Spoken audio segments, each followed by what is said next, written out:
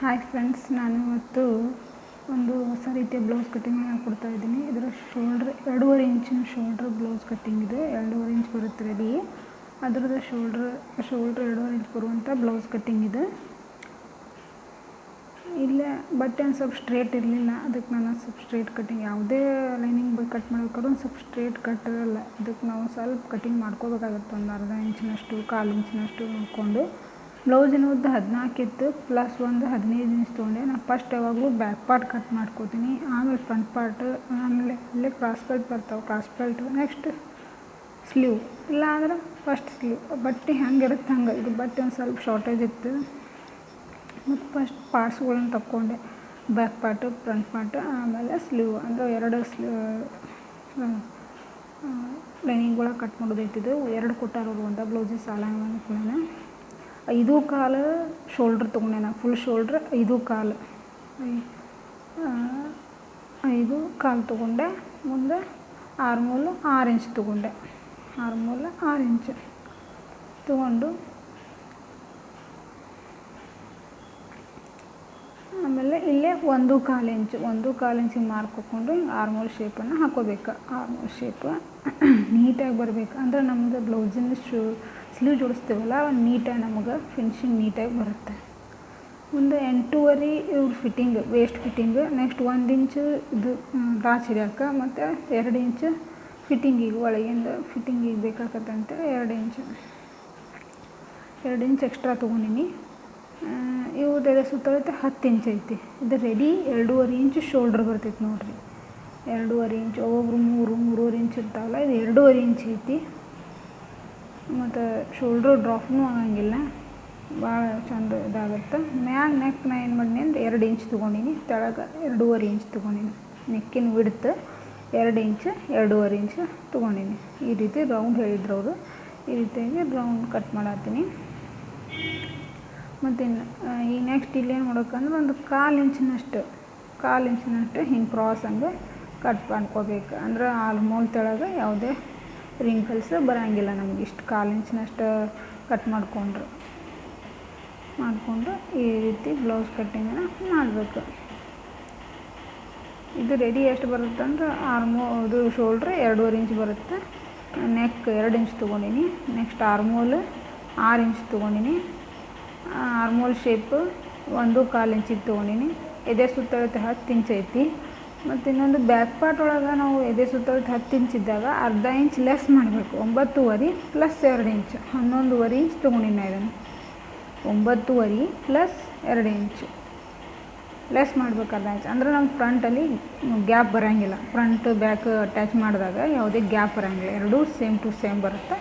ಭಾಳಾರ 1/4 ಇಂಚಿನಷ್ಟು ಬರುತ್ತೆ, ಅಷ್ಟು ನಡೀತೈತೆ. ಆರ ಭಾಳಷ್ಟು 1 ಇಂಚು 1.5 ಇಂಚಿನಷ್ಟೇ ಗ್ಯಾಪ್ ಬರಬಾರ್ದು. ಬ್ಲೌಸ್ ಫಿಟ್ಟಿಂಗ್ ಸರಿಯಾಗಿ ಕುಂದ್ರಲ್ಲ. ಸ್ವಲ್ಪ ಮುಂದೆ ಸ್ಲೀವಲ್ಲಿ ಏನಾದರೂ ಪ್ರಾಬ್ಲಮ್ ಆಗ್ತಾವೆ, ಆ ಕಡೆ ಈ ಕಡೆ ಜಗ್ಗಾಡ್ತಾವೆ. ನಾ ಇಲ್ಲಿ ಈ ಕಡೆ ಹಿಂಗೆ ಕುಣಿಸ್ಕೊಂಡ್ರೆ ಕುಂದಿರ್ತೈತೆ ಅಂತೇಳಿ ನೋಡ್ಕೊಂಡು ವಿಚಾರ ಮಾಡಿಕೊಂಡೆ ಈ ರೀತಿಯಾಗಿ ಮಾಡಿದ್ದೆ. ಅಲ್ಲಿ ಡೈರೆಕ್ಟ್ ಅಲ್ಲಿ ತೊಗೊಳಕ್ಕಿಂತ ಇಲ್ಲೇ ಕ್ರಾಸ್ ಪಟ್ಟಿ ಬರ್ತಾವೆ ಅಂತೇಳಿ ಈ ರೀತಿ ಟ್ರೈ ಮಾಡಿದೆ. ಅದು ಕರೆಕ್ಟಾಗಿ ನನಗೆ ಇದಾಯಿತು.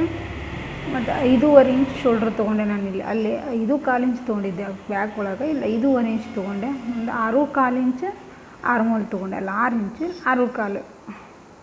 ಮುಂದೆ ಆರ್ಮೋಲ್ ಶೇಪು 1.25 ಇಂಚಿಗೆ ಒಂದು ಈ ರೀತಿ ರೌಂಡ್ ಶೇಪ್ ಹಾಕ್ಕೋಬೇಕು. ಕರೆಕ್ಟಾಗಿ ಶೇಪ್ ಹಾಕ್ಕೊಂಡು 2.25 ಇಂಚ್ ಇದು ತೊಗೊಂಡೆ ನೆಕ್. ನೆಕ್ಸ್ಟ್ 3.25 ಇಂಚ್ ಶೋಲ್ಡ್ರ್ ಒಳಗೆ ಏನೂ ವ್ಯತ್ಯಾಸ ಆಗಬಾರ್ದು. ಶೋಲ್ಡ್ರ್ ಎಷ್ಟು ತೊಗೊಂಡಿರ್ತಿರಲ್ಲ ಅಷ್ಟೇ ಇರಬೇಕು. ಬ್ಯಾಕ್ನು 3.25 ತೊಗೊಂಡಿದ್ದೆ, ಇಲ್ಲಿ 3.25 ತೊಗೊಂಡೆ. ನೆಕ್ ಅಷ್ಟೇ 2.25 ತೊಗೊಂಡಿನಿ. ಅಂದರೆ ನಾವು ಉಕ್ಕಿನ ಪಟ್ಟಿ, ಗಾಜಿನ ಪಟ್ಟಿ ಕುಂದಿರಿಸ್ತೀವಲ್ಲ, ಅಲ್ಲಿ ನಾವು ಕುಂದ್ರಿಸೋದ್ರಿಂದ ಫ್ರಂಟ್ ಪಾರ್ಟಲ್ಲಿ ಭಾಳ ಗ್ಯಾಪ್ ಬರೋಂಗಿಲ್ಲ, ಕರೆಕ್ಟಾಗಿ ಕವರ್ ಆಗುತ್ತೆ ಅಂಥೇಳಿ ನಾನು ಇದನ್ನು ಮಾಡಿದೆ. ನೆಕ್ಸ್ಟ್ ಲೆಂತ್ ಏನಪ್ಪ ಅಂದರೆ 14 inch plus 2.25 inch plus 14 inch plus 2 inch. Front part ಒಳಗೆ ನಾನು 2.25 ಇಂಚ್ ತೊಗೊಂಡೆ.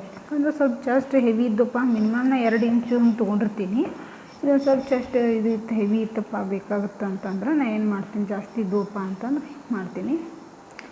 ಈ ರೀತಿ ನೋಡಿರಿ, ಇಲ್ಲಿ ಡಾಟ್ಸಿಂದ ಹೇಳ್ತೀನಿ 3 ಇಂಚು, ನೆಕ್ಸ್ಟು 2.25 ಇಂಚು, ನೆಕ್ಸ್ಟ್ 1.25 ಇಂಚು. ಈ ರೀತಿ 3 ಇಂಚು ಮುಂದೆ, ಅಲ್ಲಿಂದ 2.25 ಇಂಚು ಮುಂದೆ ಸೆಂಟ್ರ್ ಪಾಯಿಂಟು 1.25 ಇಂಚ್ ಹಾಕ್ಕೊಂಡು ಇಲ್ಲಿಂದ ಹೈಟಿಗೆ 3 ಇಂಚ್ ತೊಗೋಬೇಕು. ಆಮೇಲೆ ಅವು ಲೈನ್ಸನ್ನು ಜಾಯಿಂಟ್ ಮಾಡಬೇಕು. ಈ ರೀತಿಯಾಗಿ ಜಾಯಿಂಟ್ ಮಾಡಿಕೊಂಡು ಬೇಕು. ಕ್ರಾಸ್ ಪಟ್ಟಿ 3.5 ಇಂಚು 3 ಇಂಚು ನಾರ್ಮಲಾಗಿ ಎಲ್ಲ ಬ್ಲೌಸಿಗೂ ಇಷ್ಟೇ 3 ಇಂಚು 3.5 ಇಂಚು 3 ಇಂಚು ನಾ ತೊಗೊಳ್ಳೋದು 3 ಇಂಚು, ನೆಕ್ಸ್ಟು 3 ಇಂಚು ಇಷ್ಟೇ ತೊಗೊತೀನಿ. ಅದನ್ನ ತೊಗೊಂಡು ಇದೇ ನೆಕ್ಸ್ಟ್ ಆರ್ಮೋಲ್ ಒಳಗೆ ಆ ಲೈನ್ ಏನಿರುತ್ತಲ್ಲ ತೆಳಗೆ ನಾವು ಹಾಕಿರ್ತೀವಲ್ಲ ಅದೇ ಲೈನ್ ಸೀದನೇ ಇದನ್ನು ಹಾಕೊಂಡ್ಬಿಡ್ಬೇಕು. ನಮಗೆ ಒಂದು ಯಾವುದೇ ಆ ಕಡೆ ಈ ಕಡೆ ಯಾವ ಡಾಚಸ್ ಚೇಂಜಸ್ ಆಗಬಾರ್ದು ಅಂದರೆ ಈ ರೀತಿ ಒಂದು ಸ್ವಲ್ಪ ಟ್ರಿಕ್ಸ್ ಇಟ್ಕೊಬೇಕಂದ್ರೆ ಯಾವುದೇ ಬ್ಲೌಸ್ ಹೊಲಿದ್ರು ಡಾಚಸ್ ಚೇಂಜಸ್ ಆಗಂಗಿಲ್ಲ.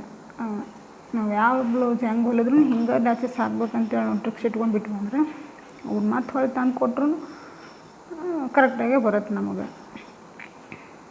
ಇಲ್ಲಿ ನೋಡಿರಿ, ನಾನು ಕ್ರಾಸ್ ಪಟ್ಟಿನ ಕಟ್ ಮಾಡ್ಕೊಳಕತ್ತೀನಿ ತಳಿ ಕಟ್ ಮಾಡ್ಕೊಂಡು ಇಲ್ಲಿ ನೋಡಿರಿ 1/4 ಇಂಚಿನಷ್ಟು ನಾನು ಅಲ್ಲೇನು ಮಾಡೀನಿ, ಅರ್ಧ ಇಂಚಿನಷ್ಟು ನಾವೇನು ಮಾಡ್ಬೇಕು ನನ್ನ ಮೇಲೆ ಕಟ್ ಮಾಡ್ಕೋಬೇಕು. ಅಂದ್ರೆ ನಾನು ಇದು 3 ಡಾಚಿಂದಷ್ಟೇ ಬ್ಲೌಸ್ ಇಳಿತೀನಿ, ಸೈಡಲ್ಲಿ ಡಾಚ್ ಇಡೋಂಗಿಲ್ಲ. ಯಾಕಂದ್ರೆ ನನಗೆ ಅಷ್ಟು ಫಿಟ್ಟಿಂಗ್ಸ್ ಇರೋಕೆ ಕುಂದಿರಲಿಲ್ಲ, ಅದಕ್ಕೆ ನಾನು ಅಲ್ಲಿ ಬಿಟ್ಟೆ. ಆದ ಕಾರಣಕ್ಕೆ ಮತ್ತು ಪ್ಲಸ್ ಆರ್ಮೋಲ್ ತೆಳಗೆ ಯಾವುದೇ ರಿಂಕಲ್ಸ್ ಬರಬಾರ್ದು ಅಂದ್ರೆ ನಾವು ಇದು ಅರ್ಧ ಇಂಚ್ ಇಲ್ಲಿ ಹೆಂಗೆ ಬ್ಯಾಕ್ ಪಾರ್ಟಲ್ಲಿ ಕಟ್ ಮಾಡ್ಕೋತೀವಲ್ಲ ಹಂಗೆ ಫ್ರಂಟ್ ಪಾರ್ಟಲ್ಲಿನೂ ಕಟ್ ಮಾಡ್ಕೋಬೇಕು. ಅಂದರೆ ಯಾವುದೇ ರಿಂಕಲ್ಸ್ ಬರೋಂಗಿಲ್ಲ, ಆರ್ಮೋಲ್ ತೆಳಗೆ ಯಾವುದೇ ರಿಂಕಲ್ಸ್ ಬರೋಂಗಿಲ್ಲ ನಮ್ಮ ಬ್ಲೌಸಿನ. ನೆಕ್ಸ್ಟ್ ಇದು ಒಂದು 1.5 ಇಂಚಿನಷ್ಟು ಹೆಚ್ಚಿಗೆ ಆಕೈತೆ. ಅದಕ್ಕೆ ನಾವು ಇಲ್ಲಿ ಡಾಚ್ ಹಿಡಿದುಕೊಂಡೆ ಕಡಿಮೆ ಆಕತ್ತಲ್ಲ, ಅದಕ್ಕೆ ನಾನು ಕ್ರಾಸ್ ಪಟ್ಟಿ ಒಳಗೆ ಒಂದು 1.5 ಇಂಚಿನಷ್ಟು ಕಟ್ ಮಾಡಿಕೊಂಡು ಇಟ್ಕೊಂಡೆ. ನೆಕ್ಸ್ಟ್ ಈಗ ಕ್ರಾಸ್ ಬೆಲ್ಟ್ ಅಂದರೆ ಈ ಸೈಡಿನ ಬರೋದು ಯಾವುದಕ್ಕೆ ಅದಕ್ಕೆ ಸ್ವಲ್ಪ ಮಾರ್ಕ್ ಮಾಡ್ಕೊಂಬಿಟ್ಟೆ. ಆಮೇಲೆ ನನಗೆ ಅಟ್ಯಾಚ್ ಮಾಡ್ಕೊಳಕ್ಕೆ ಮುಂದೆ ಏನೂ ಪ್ರಾಬ್ಲಮ್ ಆಗೋಲ್ಲ ಅಂಥೇಳಿ ಈ ರೀತಿ ಮಾಡಿಕೊಂಡೆ. ಈ ರೀತಿ ಶೇಪ್ ಸ್ವಲ್ಪ ಕರೆಕ್ಟಾಗಿ ಬಂದಿದ್ದಿಲ್ಲ ಅಂತೇಳಿ ಅದನ್ನೆಲ್ಲ ಕರೆಕ್ಟಾಗಿ ಮಾಡ್ಕೊಂಡೆ. ನಾವು ಯಾವಾಗಲೂ ಲೈನಿಂಗ್ ಬಟ್ಟೆನ ಕರೆಕ್ಟಾಗಿ ಕಟ್ ಮಾಡ್ಕೊಂಡ್ವಿ ಅಂದ್ರೆ ಮೇನ್ ಫ್ಯಾಬ್ರಿಕ್ಕನ್ನು ಸ್ವಲ್ಪ ಅರ್ಧ ಇಂಚು 1/4 ಇಂಚು ಬಿಟ್ಟು ಕಟ್ ಮಾಡ್ಕೊಂಡ್ಬಿಟ್ವಿ ಅಂದರೆ ನಮ್ಮ ಬ್ಲೌಸ್ ಫಿನಿಶಿಂಗ್ ಮಾಡಲಿಕ್ಕೆ ಭಾಳ ಹೆಲ್ಪ್ ಆಗುತ್ತೆ. ಮೊದ್ಲೇಗೆ ನಾವು ಲೈನಿಂಗ್ ಬಟ್ಟೆನ ಕರೆಕ್ಟಾಗಿ ಕಟ್ ಮಾಡ್ಕೊಂಡ್ಬಿಡ್ಬೇಕು. ಅಂದರೆ ನಮಗೆ ಇದ್ರ ಬ್ಲೌಸ್ ಲೈನಿಂಗ್ ಇದು ಮೇನ್ ಫ್ಯಾಬ್ರಿಕ್ಕನ್ನು ಸ್ವಲ್ಪ ಆ 1/4 ಇಂಚಿನಷ್ಟು ಹೆಚ್ಚಿಟ್ಟು ಕಟ್ ಮಾಡ್ತೀವಿ. ಆಮೇಲೆ ಅದ್ರ ಸುತ್ತಲ ಸ್ಟಿಚ್ ಹಾಕಿದ ಮೇಲೆ ಕಟ್ ಮಾಡಿಬಿಡ್ತೀವಿ.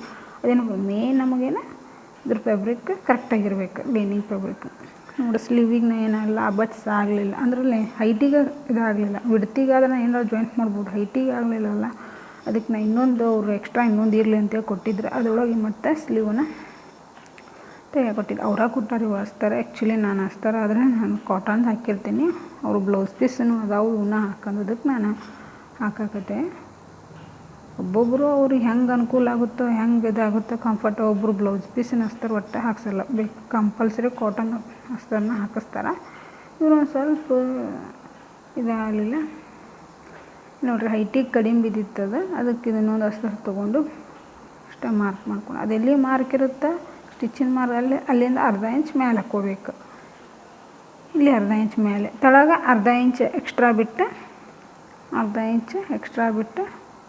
ಮಾರ್ಕ್ ಹಾಕ್ಕೋಬೇಕು.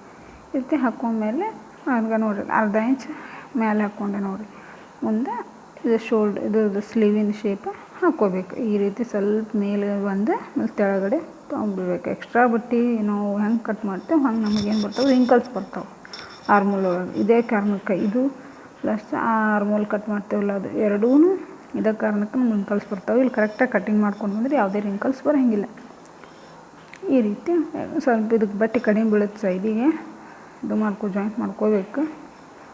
ಅದಕ್ಕೆ ಅದು ಬಟ್ಟೆ ಅಟ್ಯಾಚ್ ಮಾಡ್ಕೊಳಕ್ಕೆ ಕಟ್ ಮಾಡ್ಕೊಳಕತ್ತೆ ನೋಡಿರಿ. ಇಲ್ಲೇ ಕಟ್ ಮಾಡ್ಕೊಂಡು ಅಟ್ಯಾಚ್ ಮಾಡೋಕೆ ಬರುವಂಗೆ ಇಲ್ಲೇ ನಮಗೆ ಈಸಿ ಸಿಕ್ಬಿಡ್ತೈತಿ. ಮೇಲೆ ಸ್ವಲ್ಪ ಹೆಚ್ಚಿಗೆ ಬೇಕಾಗ್ತೈತಿ, ಕಡಿಮೆ ಬೇಕಾಕತಿ. ಹಿಂಗೆ ನಮ್ಗೆ ಈಜಿ ಸಿಕ್ಬಿಡ್ತೈತಿ. ನಾನು ಇಲ್ಲೇ ಕಟ್ ಮಾಡಿ ತೊಗೊಂಡ್ಬಿಡ್ತೀನಿ. ಎಕ್ಸ್ಟ್ರಾ ಅರಿವು ಸಿಕ್ತಪ್ಪ ಅಂತಂದ್ರೆ ಇಲ್ಲೇ ಕಟ್ ಮಾಡಿ ತೊಗೋತೀನಿ. ಈ ರೀತಿ ಅಟ್ಯಾಚ್ ಮಾಡ್ಕೊಳಕ್ಕೆ ಮತ್ತು ಅದಕ್ಕೊಂದು ಗುಂಪಿನ ಹಾಕಿ ಇಟ್ಬಿಟ್ರೆ ನಮಗೆ ಎಲ್ಲಿ ಕಳೆಯಂಗಿಲ್ಲ. ಅವಾಗ ಗುಂಪಿನ ಸ್ವಲ್ಪ ಬ್ಲೌಸ್ ಹೊಲಿಯೋದು ಮುಂದೆ ಇದು ಮಾಡೋದು ಮುಂದೆ ಯೂಸ್ ಮಾಡ್ಕೊಂಡ್ರೆ ಬೆಸ್ಟ್. ಈ ರೀತಿಯಾಗಿ ಅವ್ರದ್ದು ಕಾಟನ್ ಬ್ಲೌಸ್ ಇತ್ತಿದೆ, ಅದ್ರ ಮೇಲೆಲ್ಲ ಹಾಕಿ ನೋಡ್ರಿ ನಾ ಕರೆಕ್ಟಾಗಿ ಎಲ್ಲ ಹಾಕಿ ಕಟ್ ಮಾಡಕತ್ತೀನಿ. ಈ ರೀತಿ ಇಟ್ಟು ಒಂದು 1/4 ಇಂಚಿನಷ್ಟು ಎಕ್ಸ್ಟ್ರಾ ಕಾಟನ್ ಐತಿ, ಈ ಕಡೆ ಸರ್ದಾಡಂಗಿಲ್ಲ. ಜಸ್ಟ್ ಒಂದು 1/4 ಇಂಚ್ ಅರ್ಧ ಇಂಚಿನಷ್ಟು ಬಿಟ್ಟು ಎಲ್ಲ ಕಟ್ ಮಾಡ್ಕೋಬೇಕು. ಕರೆಕ್ಟಾಗಿ ಕಟ್ ಮಾಡಿಕೊಂಡು ಹೊಲಿ ಬಟ್ ಆ ಕಡೆ ಸರ್ದಾಡಬೇಡ, ನಾವು ಈ ರೀತಿ ಒಂದು ಸ್ವಲ್ಪ ಕೈ ಇಟ್ಟು ಕಟ್ ಮಾಡಿದರೆ ಆ ಕಡೆ ಈ ಕಡೆ ಹೋಗಂಗಿಲ್ಲ. ಇದು ಕಾಟನ್ ಐತಿ, ಏನು ಪ್ರಾಬ್ಲಮ್ ಆಗಂಗಿಲ್ಲ. ಅರೆ ಎಲ್ಲ ಬಟ್ಟೆ ಹೊಲಿದ ಬಂದು ನಮಗೆ ಅದು ಆ ರೀತಿ ಕಟ್ ಮಾಡಿ ರೂಢ ಬಿದ್ದುಬಿಟ್ಟೈತಿ. ಹಿಂಗಾಗಿ ಅದು ಕೈ ಇಟ್ಟು ಕಟ್ ಮಾಡಿಬಿಟ್ರೆ ನಮಗೆ ಈಸಿಯಾಗಿ ಕಟ್ ಮಾಡೋಕ್ಕಾಗ್ತೈತಿ. ಈ ರೀತಿಯಾಗಿ ಫ್ರಂಟ್ ಪಾರ್ಟ್ ಕಟ್ ಮಾಡಿದೆ. ಅಂದರೆ ಇದು ನಮ್ಮ ರೆಡಿ ಎಷ್ಟು ಬರ್ಬೇಕಪ್ಪ ಅಂದರೆ 2 ಇಂಚ್ ಬರಬೇಕು. ಅದಕ್ಕೆ ನಾನು ಏನು ಮಾಡಿಕೊಂಡೆ, ಸ್ವಲ್ಪ ಮೆಜರ್ಮೆಂಟ್ ಮಾಡಿಕೊಂಡು ನೋಡಿಕೊಂಡು ಕಟ್ ಮಾಡಿದೆ. ಆಮೇಲೆ